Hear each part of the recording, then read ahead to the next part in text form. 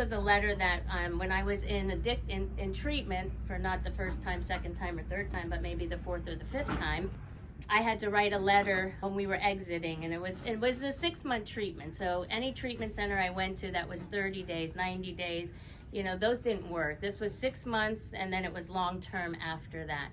But upon leaving, one of the things that they have you do is write your letter and say goodbye to what's binding you. Since then, I've really become a big journaler because I never knew how to pray. I mean, I grew up Catholic. My dad was Jewish. We celebrated Christmas, Hanukkah.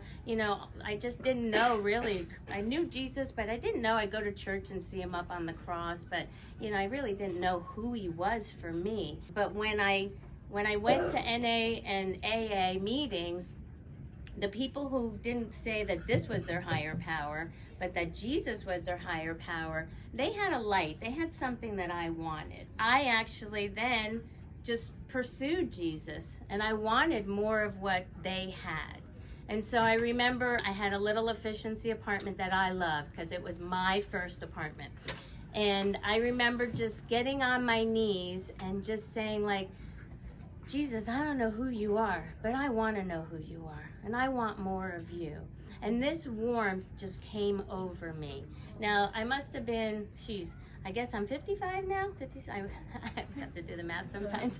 But anyway, 56, okay. Thanks, hon. Maybe 25 at the time. And some of the age, I can't really remember the numbers, but I just remember how God touched me. And at that moment, when that warmth came over me, I knew that God was grabbing hold of me. And I knew that I was running after him after that moment. And I actually became thirsty, like I wanted more.